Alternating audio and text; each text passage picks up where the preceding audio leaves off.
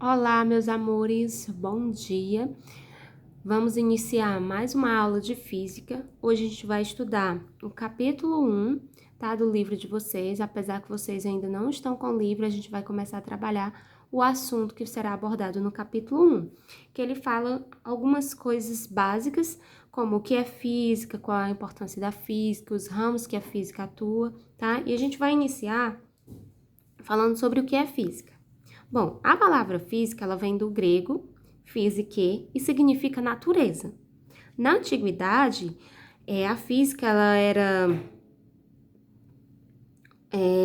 vamos dizer assim, focada no estudo dos fenômenos naturais de todos os gêneros. Ela ocupava esses estudos aí. Então, com o grande aumento do conhecimento, a física, ela passou a estudar isoladamente outras ramificações, como a ciência, a química, a biologia e a matemática. Porém, elas não estavam totalmente separadas, isoladas. Ciências por um lado, química por outro, biologia por outro e matemática por outro. Elas estavam sendo estudadas, mas elas tinham muitas coisas, né, em comum uma com as outras. Então, mesmo tendo essas ramificações diferentes, caracterizadas como ciências, química, biologia e matemática, elas não estavam totalmente isoladas uma das outras. A física, ela é uma ciência que se preocupa em descrever e explicar os fenômenos naturais. Para isso, cria modelos baseados em situações vivenciadas e observadas no dia a dia, sendo capaz de prever circunstâncias futuras para os diversos fenômenos. Então, a física ela é uma ciência que ela se preocupa em descrever e explicar os fenômenos naturais. E para fazer isso, ela utiliza ou cria modelos baseados em situações que a gente vai vivenciar no nosso cotidiano, tá? Vamos falar agora sobre a importância da física. A física ela é uma das ciências mais antigas e ela é responsável por parte do desenvolvimento científico avançado pela humanidade. Ela está presente, gente, no nosso dia a dia em diversas áreas. Por exemplo, ela é presente na medicina, como o raio-x, a ultrassonografia, a tomografia e a ressonância. Ela também está presente na medicina nuclear, nos diagnósticos que ficam cada vez mais exatos e rápidos. Ela está presente nos transportes, como os motores a explosão. Ela está presente nos carros elétricos, nos trens, que levitam com a atuação da força magnética sobre os trilhos, na geração e produção de energia elétrica, nas usinas termoelétricas, na energia solar, na energia eólica e até na energia nuclear. Nas telecomunicações, na engenharia, na rádio, na TV, nos sistemas de informações, como programas de computadores e cada vez mais potentes. A física ela sempre contribui de maneira decisiva para a evolução, né, de novas tecnologias. A gente pode ver que a física ela está inserida no nosso dia a dia com bastante força, né? Está presente em diversas áreas que a gente pode ver do nosso dia a dia.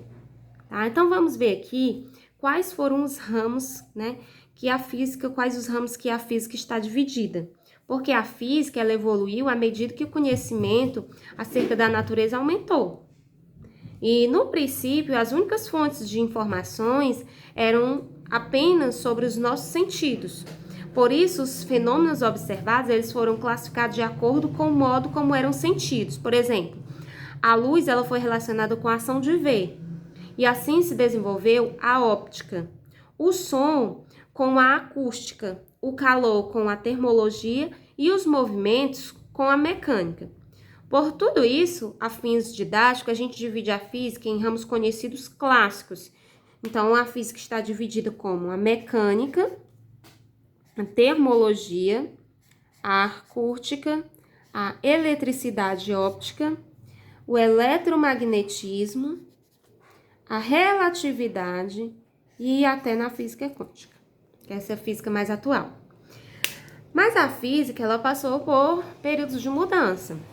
A gente tem aqui a física aristotélica e depois a gente tem a revolução copérnica, que uma divergia da outra. Vamos entender o que era a física aristotélica. Foi com Aristóteles que a física e as demais ciências, gente, ela ganharam maior impulso na antiguidade.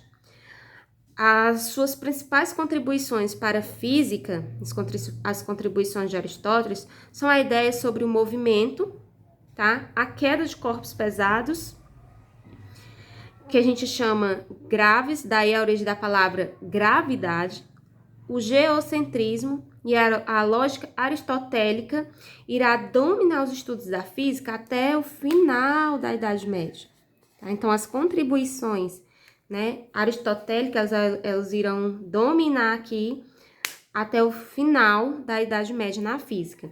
O Aristóteles, né, nos seus estudos, ele contribuiu com o geocentrismo e a gravidade. O que é que dizia o geocentrismo, tá? De Aristóteles. Ele descreve como um cosmo com um enorme, porém infinito, círculos onde existem 9 esferas concêntricas, girando em torno da Terra, que se mantém imóvel no centro delas. Então, o que ele dizia? Ele dizia que o planeta Terra estaria fixo no centro do universo e os corpos celestes, inclusive o Sol, girariam ao seu redor. Vamos ver aqui um exemplo. Então, aqui a gente tem o modelo geocentrista, né?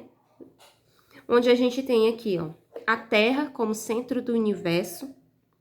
E aqui a gente tem os outros corpos celestes, os planetas, incluindo o Sol do sistema solar aqui, girando em torno da Terra. Só que a gente sabe, na verdade, que não é bem isso, que não é assim que funciona. Só que por muito tempo passou-se acreditando que esse modelo aqui estava correto. Foi o modelo geocentrista desenvolvido por Aristóteles, onde a Terra seria o centro do universo e os outros planetas, incluindo o Sol, girariam ao seu redor. Ele também, nos seus estudos, contribuiu para a ideia de gravidade, onde ele considera que os corpos caem para chegar ao seu lugar natural. Na antiguidade, considerava-se elementos primários, que os elementos primários eram a terra, a água, o ar e o fogo. Então, quanto mais pesado um corpo, tá? Mais terra. Quanto mais rápido ele ia cair no chão. A água se espalha pelo chão por ser um lugar natural, que é a superfície da terra. O lugar natural do ar é a espécie de capa em torno da terra. O fogo fica em uma esfera acima de nossas cabeças e por isso as chamas queimam para cima. Então, essa era a ideia de gravidade aristotélica, tá? Já em 1510, o Nicolau Copérnico, ele rompe com mais de 10 séculos de domínio do geocentrismo. Então, por muito tempo, a ideia de que o planeta Terra era o centro do universo, ela dominou. Então, veio a Revolução Copérnica, né? Onde desmistificavam ou desfazia toda a ideia do geocentrismo, onde a Revolução Copérnica, feita por Nicolau Copérnico, ela ganhou-se um nome que chamava-se de heliocentrismo, que segundo o heliocentrismo, todos os planetas, inclusive a Terra, giravam em torno do Sol, e aí eles descreviam órbitas circulares. Vamos ver aqui o modelo. Então, aqui a gente tem o modelo copérnico, chamado de heliocentrista, tá? Onde a gente tem aqui o Sol como centro do universo e todos os outros planetas orbitam, né, em torno dele, inclusive a Terra. Infelizmente, o heliocentrismo, ele enfrentou a oposição da Igreja Católica, porque a Igreja Católica, ela adorava o sistema aristotélico, que era o geocentrismo. Então, ela foi totalmente contra o heliocentrismo, que mudava totalmente a ideia do geocentrismo, porque no geocentrismo a Terra era o centro e no heliocentrismo o Sol era o centro do universo. Então, a Igreja Católica, ela não queria aceitar o heliocentrismo né? Então, para muitos historiadores, a Revolução Copérnica, ela se consolida apenas em um século depois, com as descobertas telescópicas e mecânicas de Galileu Galilei. E as leis do movimento do planeta também estudadas por Kepler. Com a civilização dominada pelo Império Romano, muitos doutores gregos começaram a praticar a medicina para a elite de Roma. Infelizmente, as ciências físicas não eram apoiadas lá. Então, a Revolução Copérnica, ela teve aqui uma barração, né, basicamente aqui pela Igreja Católica, porque a Igreja Católica, ela tinha adotado o geocentrismo, que era a descoberta de Aristóteles. E o heliocentrismo foi uma descoberta de Nicolau Copérnico. Então, a Igreja Católica ela não queria aceitar esse novo modelo, né, descoberto, essa teoria descoberta, que era chamada de heliocentrismo, que aí hoje a gente sabe, né, que o Sol ele é o centro do universo. Para finalizar, aqui a gente tem 3 grandes nomes responsáveis por parte, né, do avanço da ciência, que é o Galileu Galilei, aqui no meio, o Albert Einstein e o Isaac Newton. E a tarefa de casa de vocês vai ser pesquisar sobre os grandes feitos de cada um deles para a física, ok, meus amores?